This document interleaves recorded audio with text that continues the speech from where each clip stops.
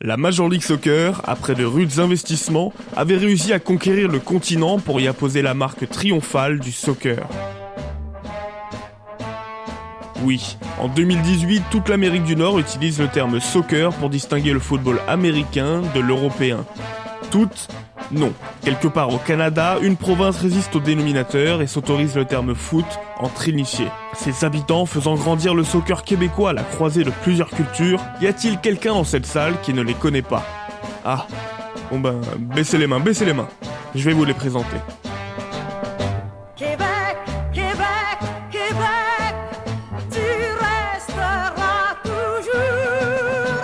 Québec, Québec, Québec, mon beau pays et mes amours.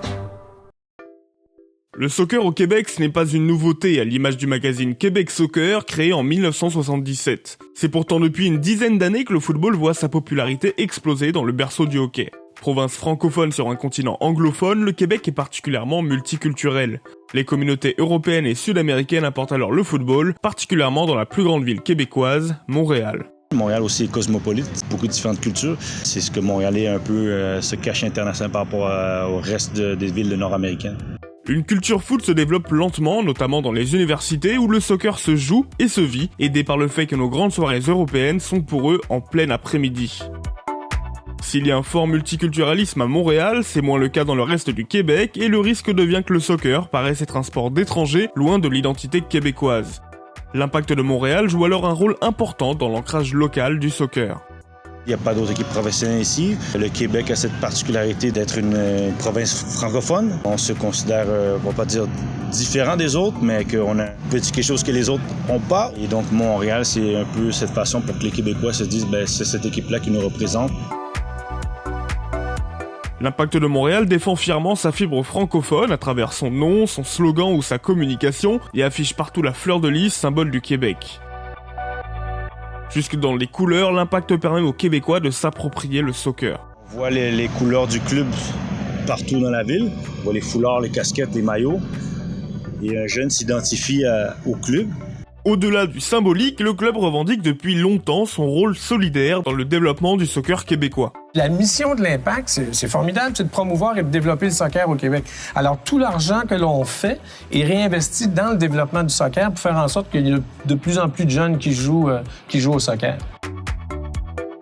Aujourd'hui, l'Impact a considérablement progressé, rejoint la Major League Soccer et vise avant tout à développer sa propre activité. Mais l'objectif de progrès québécois perdure à l'image de l'Académie de jeunes en constante progression. Autre signe de l'importance locale, l'Impact a bénéficié en 2012 de près de 5 millions d'euros d'investissement de la part d'un fonds de solidarité financé par la population québécoise. Attention, seule une petite partie de la population s'intéresse au club de soccer local, mais cela n'empêche pas le Stade Saputo d'atteindre une moyenne de 82% de remplissage.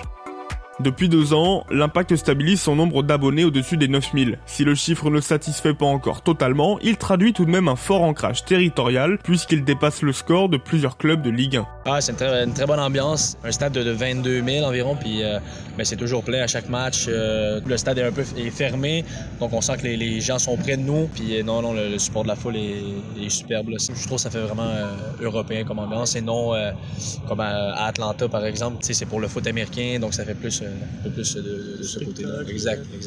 Le Stade Saputo s'éloigne en effet des grands stades américains, préférant une ambiance plus européenne où les virages ultra ont toute leur importance. Les supporters québécois reprennent d'ailleurs bon nombre de chants venus d'Europe. L'enceinte familiale et à taille humaine rappelle aussi les petits stades européens, même si la proximité avec les joueurs reflète surtout le chaleureux caractère québécois. C'est la caractéristique qui fait qu'on est différent, même différent de notre équipe, les cousins ou les frères, on va dire, des autres sports, qui fait qu'on est très accessible.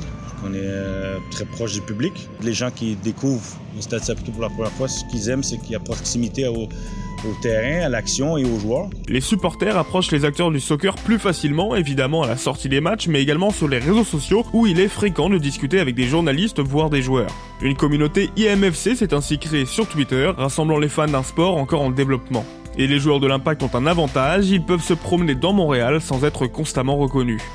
Tu vois qu'il y a des personnes qui te reconnaissent, mais ici, c'est quand même des gens assez respectueuses, qui sont un peu timides. Tu le vois dans leur regard, qui te reconnaissent, mais ils n'aiment pas nécessairement te voir. Mais ça arrive plus souvent que je l'aurais imaginé. Là. Le soccer québécois crée son ambiance à partir d'influences européennes et de son identité québécoise, mais le côté nord-américain se remarque aussi très vite. En dessous des gradins, l'enceinte est adaptée pour optimiser l'avant-match sur place. Plus qu'un match de soccer, vous y trouvez une expérience avec musique, animation, hot dog, bière, avec alcool et popcorn. Il y a un côté très américain jusque dans la célébration des hymnes du Canada et des États-Unis avant le match.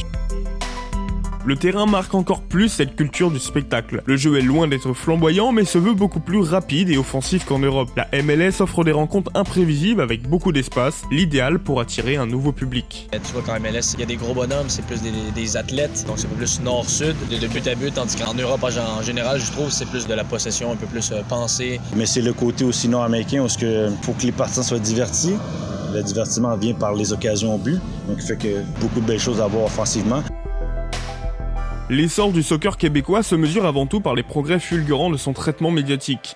Depuis 2005 avec le départ de l'équipe de baseball de la ville et 2012 avec l'entrée de l'Impact en MLS, le soccer a significativement gagné en attention, si bien que les médias sont presque obligés de parler de l'Impact. La quantité, honnêtement, est de plus en plus grande, surtout par rapport au soccer local. On peut pas choisir les matchs qu'on regarde, mais l'accès existe, que ce soit pour le soccer local ou pour le soccer international. Les Québécois reconnaissent aussi une vraie amélioration des émissions et reportages avec des journalistes plus passionnés, plus connaisseurs. Il reste néanmoins de fortes lacunes à l'image de matchs de la sélection canadienne qui ne sont même pas diffusés à la télévision.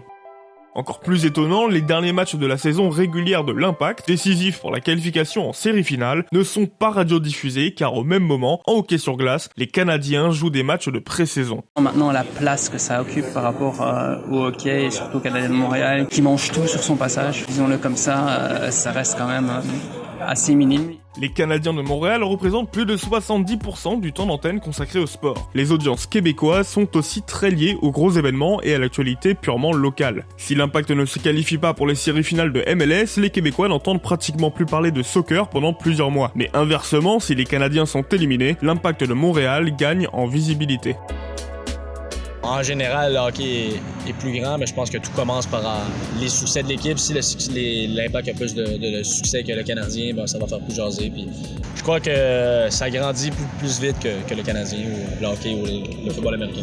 On peut tout à fait apprécier à la fois le hockey et le soccer, tout comme les autres sports majeurs en Amérique du Nord. Mais pour progresser, le soccer doit gagner du terrain médiatiquement, avec l'aide de fans déjà très revendicateurs. Il reste, en face, beaucoup de détracteurs, les préjugés restent tenaces. Au Québec, le soccer est parfois vu comme un sport de simulateur, d'étrangers, un sport d'été, d'enfants, le sport de demain, qui le restera. Il s'agit pourtant du premier sport pratiqué par les enfants. Au Québec, il n'y a pas la culture du football de rue, il faut de la supervision, de l'encadrement, et l'équipement en terrain devrait continuer de progresser dans les prochaines années. Le soccer québécois s'est indéniablement trouvé une place à la croisée des cultures.